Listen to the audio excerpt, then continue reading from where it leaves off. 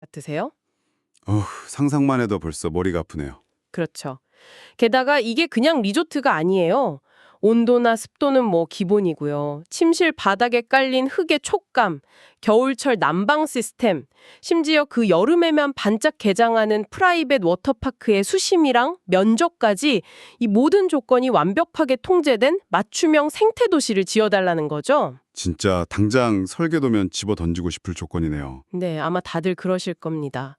하지만 놀랍게도 이 비현실적인 요구사항을 모두 충족시킨 실제 프로젝트가 존재합니다. 오늘 우리가 심층 탐구해볼 주제가 바로 이건데요. 맞습니다.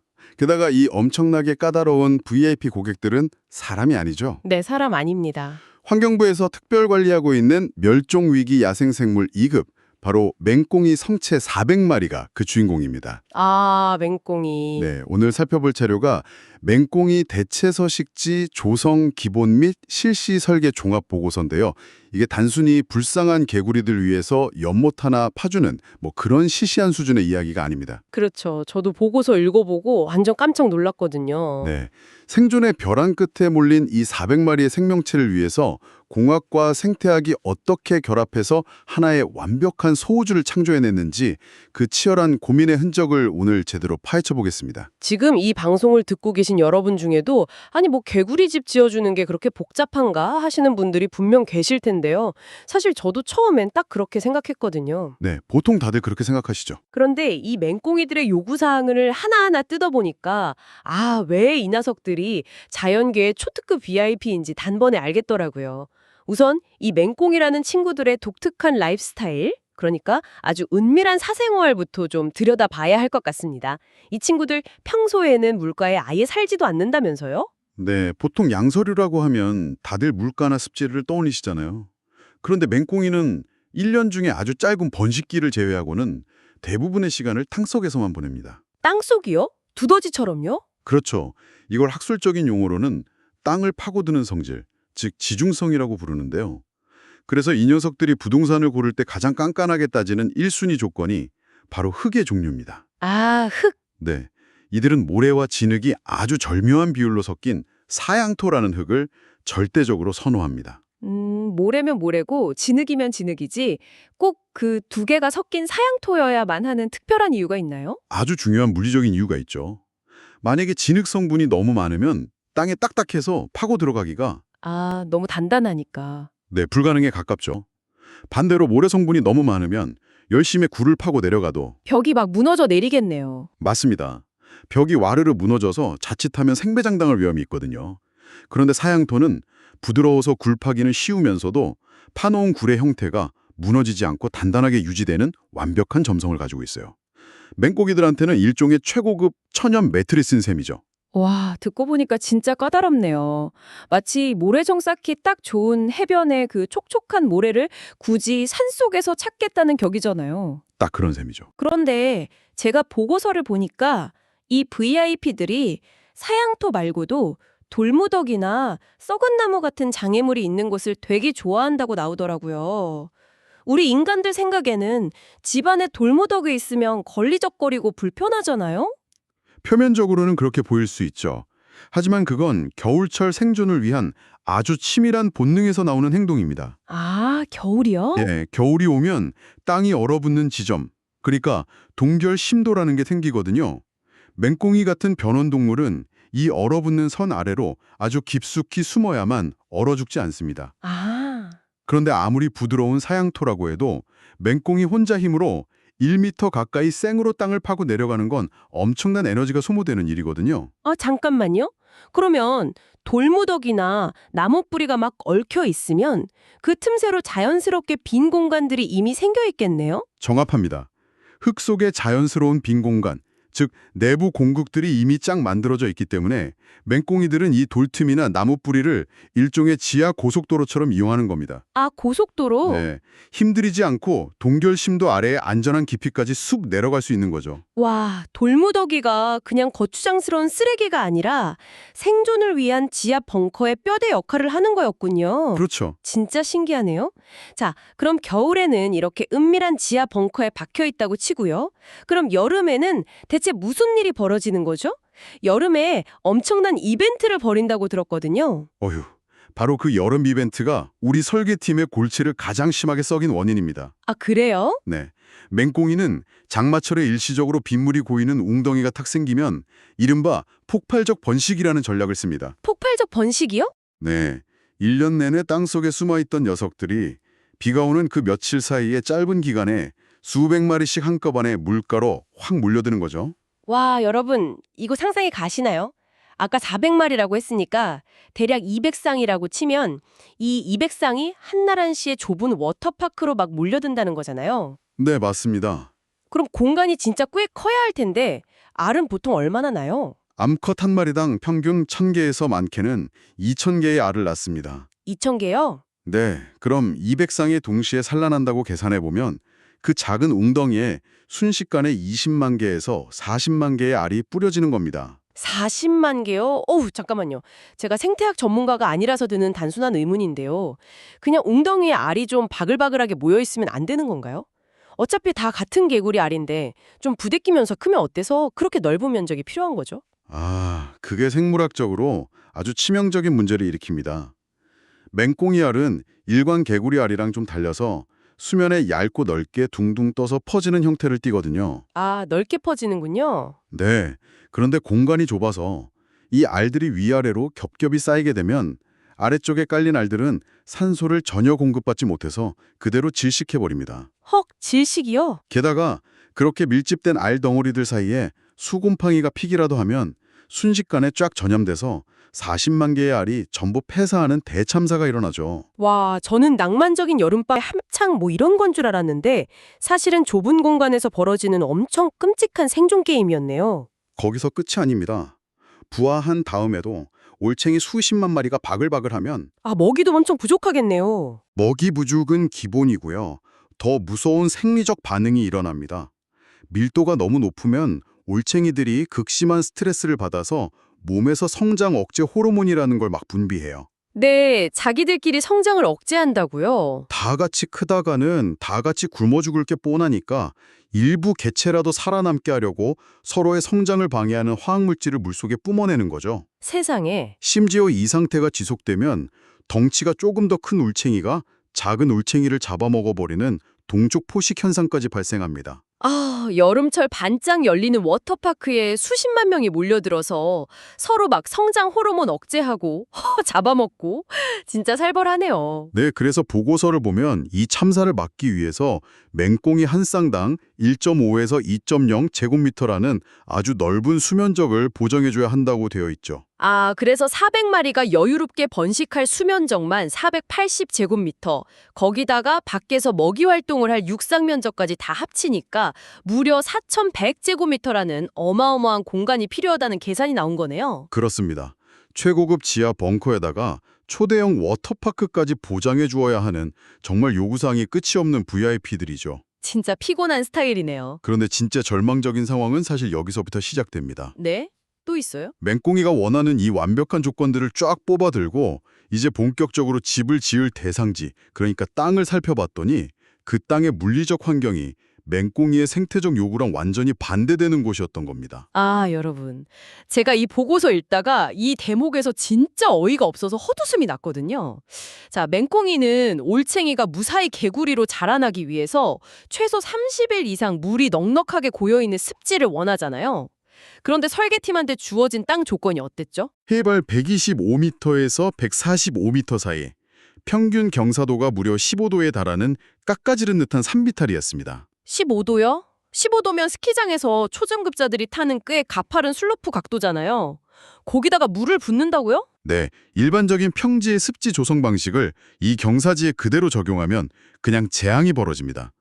비가 오면 15도의 경사를 따라서 물의 유속이 엄청나게 빨라지거든요. 쫙 쏟아져 내리겠네요. 중력 과속도가 붙은 물살이 바닥의 흙을 다 파고 내려가고요. 애써 부화한 수십만 마리의 올챙이들은 말 그대로 물살에 휩쓸려서 산 아래로 전부 떠내려가게 됩니다. 이건 워터파크가 아니라 완전 래프팅 급류 코스네요.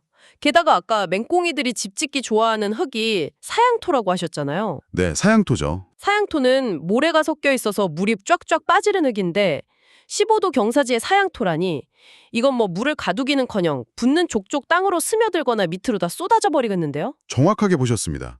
물리적으로 도저히 물이 고일 수 없는 그야말로 밑빠진 독이죠. 하...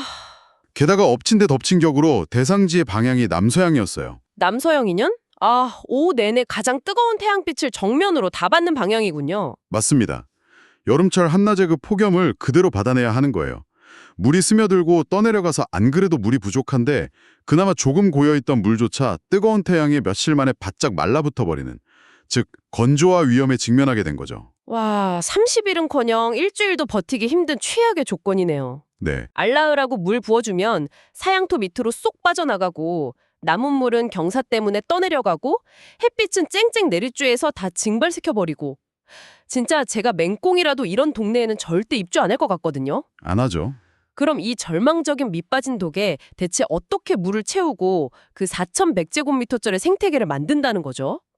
상식적으로 생각하면 그냥 포크레인 가져와서 땅을 평평하게 다 밀어버리는 게 제일 쉽지 않나요? 공학적으로 가장 피해야 할 방식이 바로 산을 깎아서 억지로 평지를 만드는 겁니다. 아, 그래요? 네, 엄청난 비용도 문제지만 기존에 있던 산림 생태계를 완전히 파괴하는 꼴이 되니까요. 그래서 토목공학 전문가들이랑 생태보건 전문가들이 머리를 맞대고 계단식 다단습지라는 마법 같은 해결책을 도입합니다. 계단식 습주? 아, 그 동남아시아에서 흔히 보는 계단식 논 같은 건가요? 네, 원리가 아주 비슷합니다.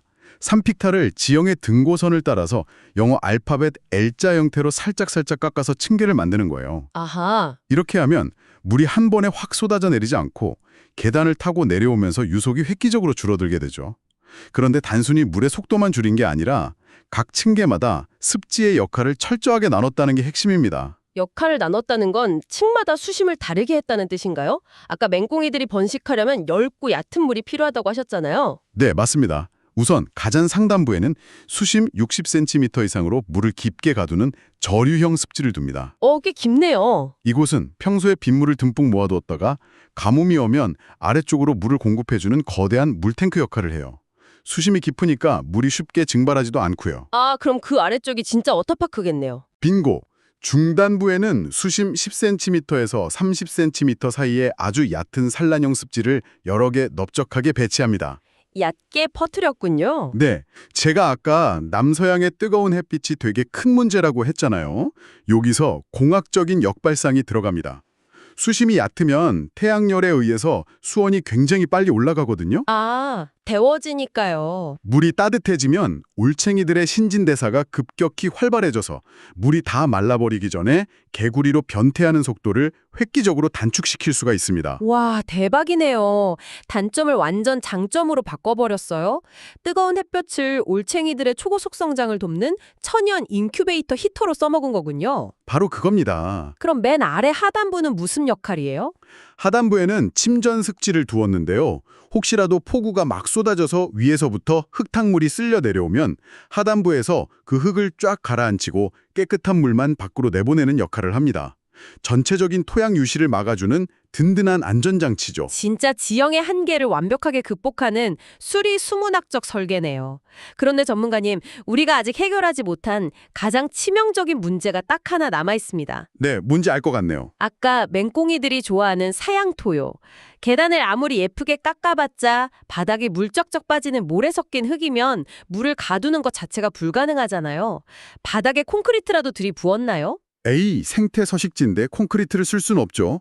이 배수 문제를 완벽하게 해결하기 위해서 첨단 방수 소재인 벤토나이트 매트라는 게 투입됩니다. 벤토나이트요? 네, 벤토나이트는 화산재가 오랜 세월 풍화되면서 만들어진 천연 점토광물인데요.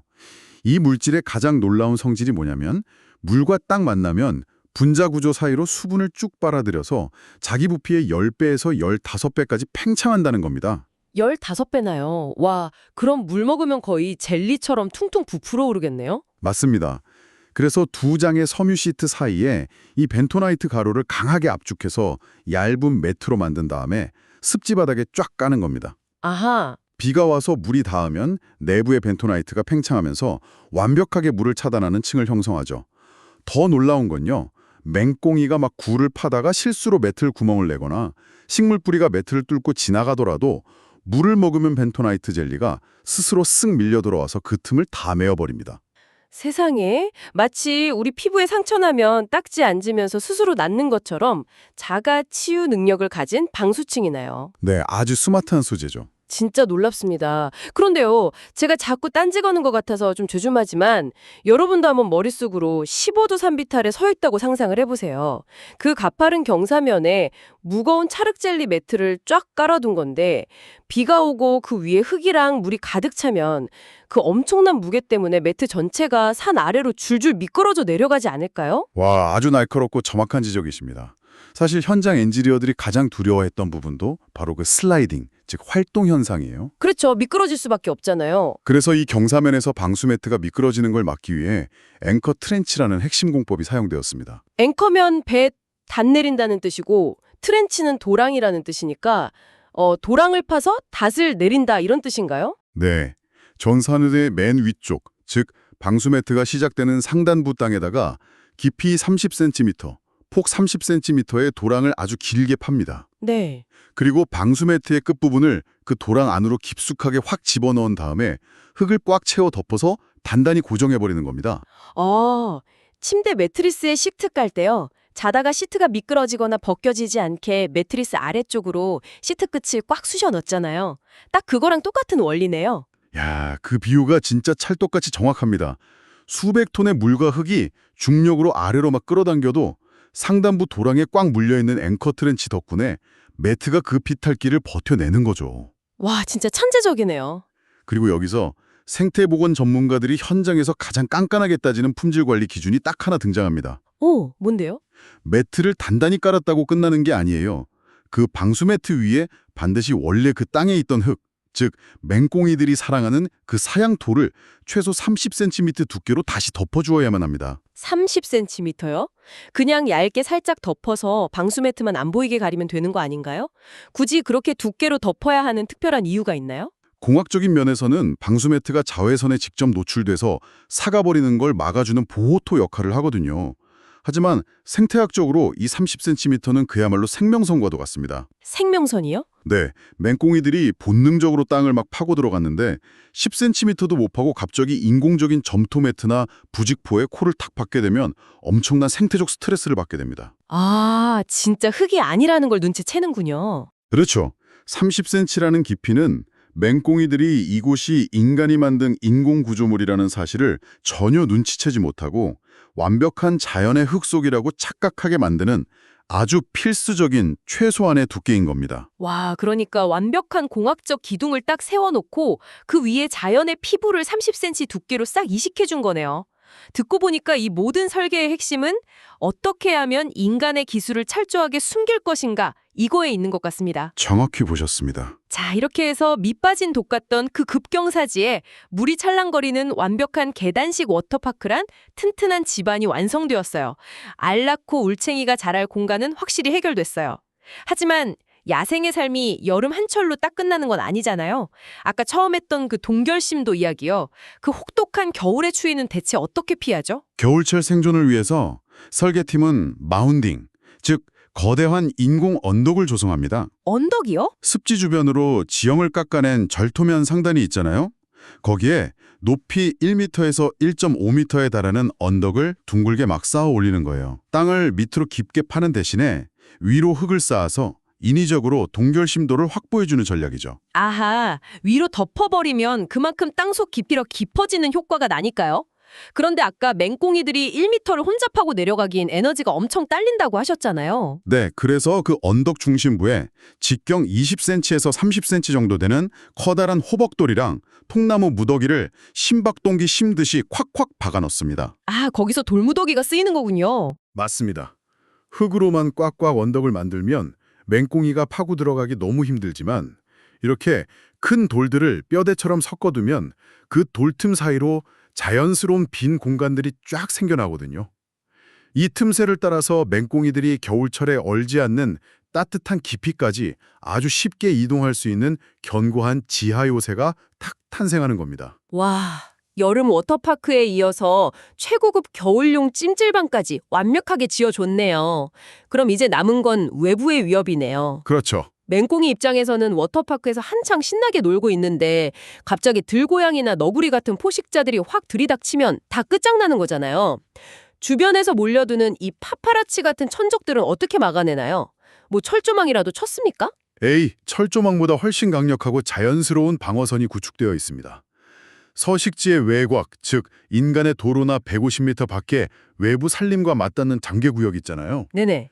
거기를 완충 녹지로 설정하고 그곳에 찔레꽃이나 산초나무 같이 가시가 아주 빽빽하게 돋친 관목류를 집중적으로 심어버립니다. 아, 천연 가시덤불 성벽이군요. 맞습니다. 들고양이나 너구리 같은 포식자들은 이 가시덤불을 뚫고 지나가는 걸 극도로 꺼리거든요.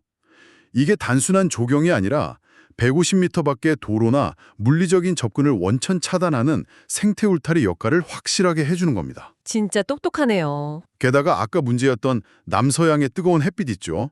그걸 막기 위해서 서식지의 서측과 남측 경계에는 키가 큰 버드나무 같은 낙엽 활렵 교목을 병풍처럼 쫙 심어줍니다. 오, 그건 파라솔 같은 건가요? 정확합니다. 이 나무들이 한여름 오후에 그 살인적인 직사광선을 싹 가려주는 천연 파라솔 역할을 해서 얕은 습지에 물이 펄펄 끓어오르는 걸 막아주죠. 야, 철벽 같은 가시덤불로 VIP 전용 보안구역을 쫙 만들고 거대한 버드나무로 파라솔까지 쳐준 거네요. 이쯤 되면 거의 맹꽁이를 위한 단독 왕국을 하나 건국한 수준인데요. 사실 여기서 이 전체 그림의 본질을 깨달으셔야 합니다. 이 설계는 단순히 불쌍한 맹꽁이 400마리를 안전하게 보관하는 수용소를 지은 게 절대 아니에요. 그럼요. 맹꽁이가 살려면 이들이 잡아먹을 개미나 딱정벌레가 와야 하고 또 그 곤충들이 살려면 다양한 풀과 꽃이 자라는 초지가 있어야 하잖아요. 물의 흐름을 통제하고 식물을 심고 포식자를 막아내는 이 모든 과정은 결국 맹꽁이를 정점으로 하는 그 지역의 거대한 먹이망, 즉 완전한 자립형 생태계 하나를 맨 땅에 창조해낸 진짜 경이로운 작업입니다. 와, 듣고 보니까 정말 소름이 돋을 정도로 경이롭습니다.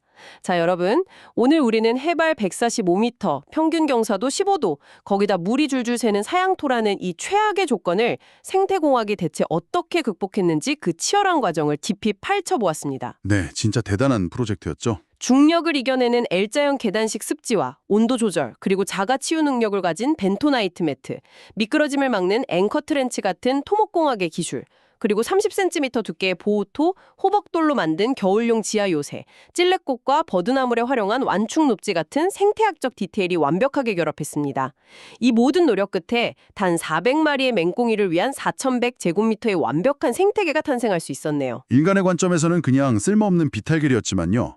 맹꽁이의 생태적 특성과 자연의 물리법칙을 정확히 이해하고 공학적으로 뒷받침했을 때 얼마나 놀라운 복원이 가능한지 보여주는 정말 훌륭한 사례라고 생각합니다. 식하고 살아가게 만들기 위해서 물의 유속을 정밀하게 계산하고 흙의 두께를 딱 30cm로 맞추고 동결 심도를 고려하고 심지어 보이지 않는 먹이망과 성장 호르몬, 스트레스까지 배려한 엄청나게 섬세한 공간 설계를 보았잖아요. 네. 그렇다면 여러분, 우리 인간이 매일 밥을 먹고 일하고 출퇴근하며 잠을 자는 이 거대한 콘크리트 도시는 어떨까요? 과연 우리의 서식지인 이 도시는 인간이라는 생물종의 신체적, 정신적 생태 수용력을 이토록 섬세하게 고려해서 설계가 되었을까요? 전 뼈 때리는 질문이네요. 아니면 혹시 우리도 우리의 생물학적 본성과는 전혀 맞지 않는 삭막하고 숨막히는 서식지에 그냥 툭 던져진 채 그저 아슬아슬하게 하루하루를 버티고 있는 것은 아닐까요? 맹꽁이들의 이 완벽한 흙집과 맞춤형 생태계를 보면서 문득 우리가 살아가고 있는 이 잿빛 콘크리트 둥지를 다시 한번 돌아보게 됩니다. 오늘 준비한 심층 탐구 시간은 여기까지입니다. 끝까지 함께해 주신 여러분 감사합니다.